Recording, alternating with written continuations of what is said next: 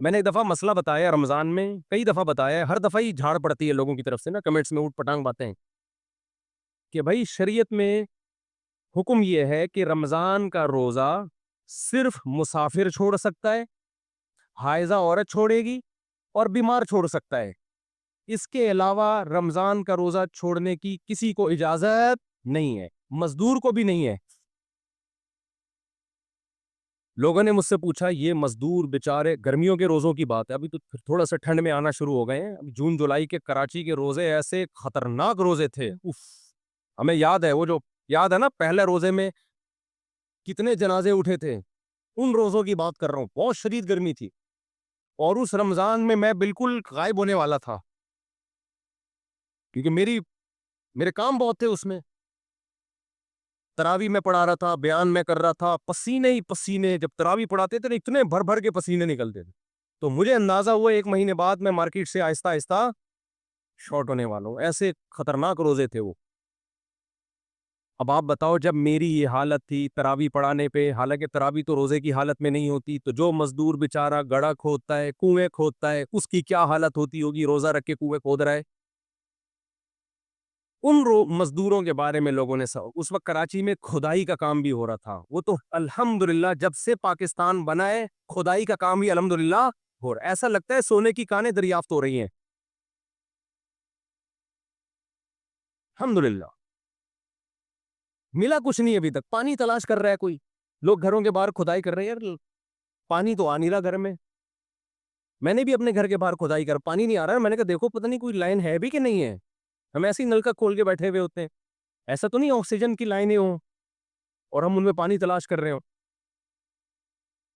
تو اب رمضان میں ہم نے دیکھا کہ مزدور کھدائی کرتے ہیں، آپ ذرا تھوڑی دیر کھدائی کر کے دیکھ لو، دماغ خراب ہونا شروع ہو جاتا ہے۔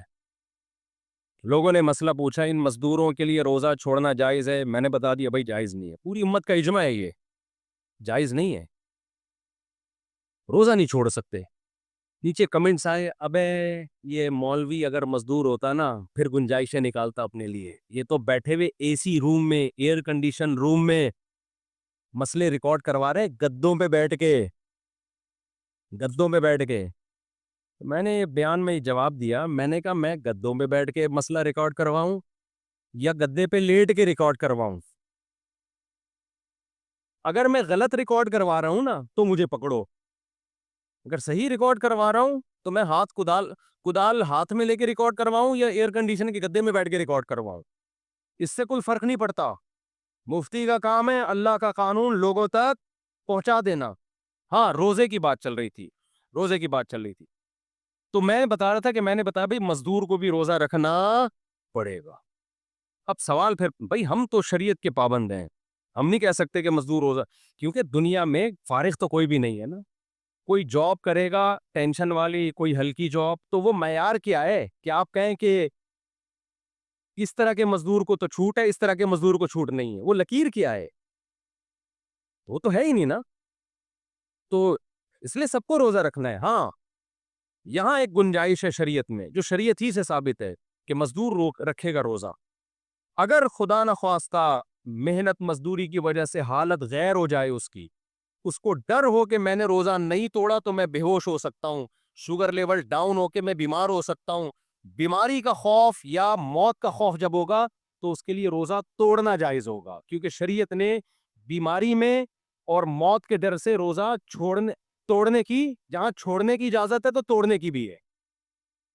نہیں ہے بات میرا خیال ہے سمجھ میں؟ تو چونکہ ابھی یہ بیمار ہے نہیں، نہ موت کا خوف ہے، لہذا ابھی رکھے، جب خوف ہوگا تو توڑ دے۔ اس لیے علماء نے بڑی زبردست بات کی ہے، تبھی دین علماء سے سیکھا کرو، کیونکہ ہمارا 1400 سال سے سلسلہ چلا آ رہا ہے، یہ کوئی آج دین تھوڑی آئے، تو مسائل صدیوں سے ہیں، اس پہ ریسرچ ہو چکی ہے، نئی نئی ریسرچیں لوگوں کے سامنے مت لاؤ۔ تو علماء نے بیان کیا ایک کوئلے کی کان میں کام کرنے والا مزدور وہ روز روزہ رکھے گا، جب مجبور ہوگا تو روز توڑ دے گا، اسے توڑنے کا گناہ نہیں ہوگا، بعد میں جب حالات صحیح ہو جائیں تو پھر قضا کر لے اس کی، لیکن رکھنا روز پڑے گا، بے شک روز توڑ دے، رکھے گا اس لیے کہ رکھنے کا حکم اس کی طرف بھی متوجہ ہو رہا ہے، توڑے گا اس لیے کہ شریعت اس کو توڑنے کی اجازت۔ تو مفتی اپنی طرف سے تھوڑی کہے گا. اب لوگ کہتے ہیں یار روزانہ رکھ کے توڑنے سے بہتر ہے کہ رکھو ہی نہیں. بھائی اس کی ہمارے پاس کوئی دلیل بولو نہیں ہے.